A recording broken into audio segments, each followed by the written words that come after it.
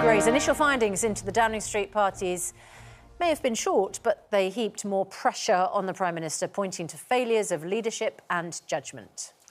Tensions in the Commons were running high following its release, and SNP Westminster leader Ian Blackford was ordered to leave the chamber by the Speaker for his comments about Boris Johnson. He misled the House. He must now resign. I have to withdraw misled. Mr. Speaker, the Prime Minister has misled the House. Just withdraw the words.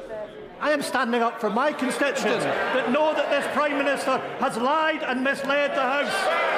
Inadvertently misled. I'll give you one more chance. That man has misled the House. I order the honourable member to withdraw immediately from the House.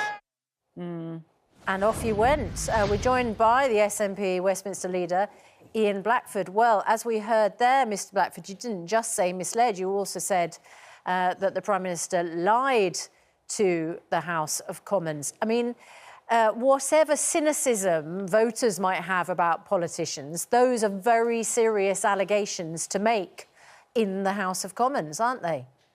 Yes, of course they are, and it's certainly not words I would use lightly, Susanna. But the fact remains that this is a Prime Minister that has let down everybody in these islands with his behaviour over COVID. And let's not forget that all of us were asked to obey the rules in lockdown, to make sure that we were doing what we could to support everyone else, to make sure that the NHS wasn't overwhelmed.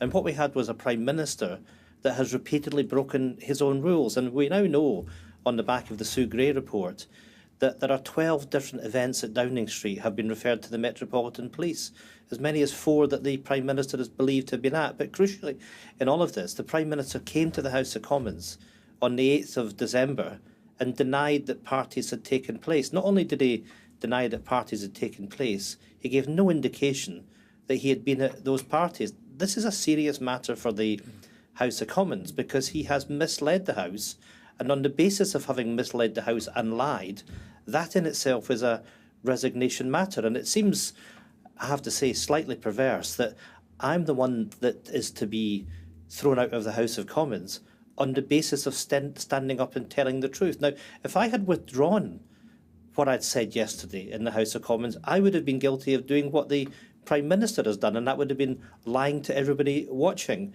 One of these days, the Prime Minister is going to have to accept that he has abused the trust that was put in him when he became Prime Minister. He should have gone by now.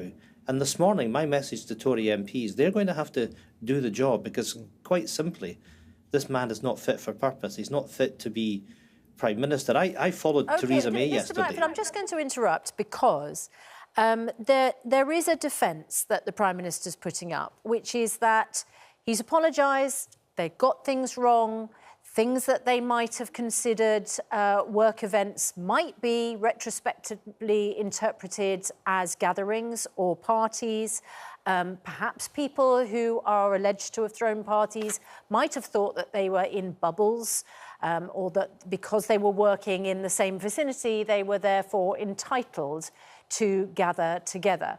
That's the defence that's being put up. So are you calling that a lie? Yeah, I think the public know fine well that when they couldn't be with their loved ones, when their loved ones in many cases were dying, they couldn't be with their loved ones in care homes, they couldn't hold funerals properly, that we had this culture of parties taking place at Downing Street. The Sue Gray report makes it clear about the failure of leadership. In public life, there has to be dignity and self-respect.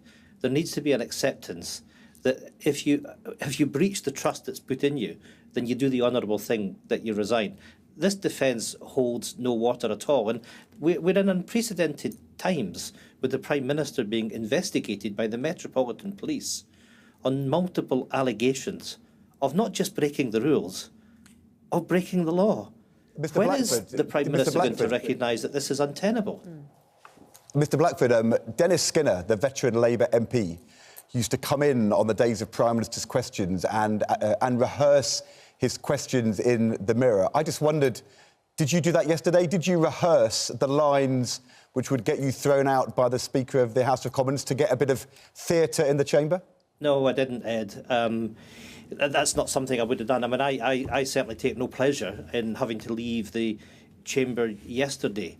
But I have a duty to stand up on behalf of constituents, and not just constituents, many people up and down these islands. We've been overwhelmed with messages and people saying, thank goodness that someone has stood up and told it as it is. I'm not sure, Mr Blackford, if I'm honest with you. I mean, it's not the first time you've been thrown out. You knew what you were doing. The House of Commons has rules. You're saying the Prime Minister should not break the rule of misleading the Commons, and at the same time, you are undermining the rules of the House of Commons because you know full well the Speaker has to enforce the rule that you can't call people a liar. It seems to be a bit disingenuous to me for you to claim you didn't know what you were doing. You did that to get thrown out. No, actually, Ed, that's not the case. And if I may say to you that the SNP had an opposition day in November where I sought to move a motion of censure on the conduct of the Prime Minister. In the context of that debate, I was allowed to lay the case out that the Prime Minister had lied and had misled the House. So there is precedent here. And I think people looking on will find it a bit strange that where there is very clear evidence of a Prime Minister that's misled the House of Commons, that someone that's calling that out is the one that has to be disciplined, not the man that, quite simply, should have been thrown out of office some time ago for his behaviour and the way that he's demeaned the office of Prime Minister. But Mr Blackford, you know, there are rules in the House of Commons. You can't be sued for what you say in the House of Commons. You can't be taken to court for libel. But the Speaker has a job to protect the rules, and one of the rules is that you don't call other members a liar, and you did. So you knew you were breaking the rules while accusing the Prime Minister of knowingly breaking the rules. I just wonder whether, aren't you undermining the Speaker in the House of Commons as well? No, I'm not. I've got every respect for the Speaker, but Ed, I would encourage you to look at Hansard and look at that debate from November, where it was considered proper in the context of the debate of where we are to make the allegations that I have done. So there's precedent for this. Certainly wasn't any attempt to throw the spotlight on me. The spotlight should be on the Prime Minister for his behaviour and the fact that he should be gone from office. Yep. All right. Ian Blackford, thanks very much indeed.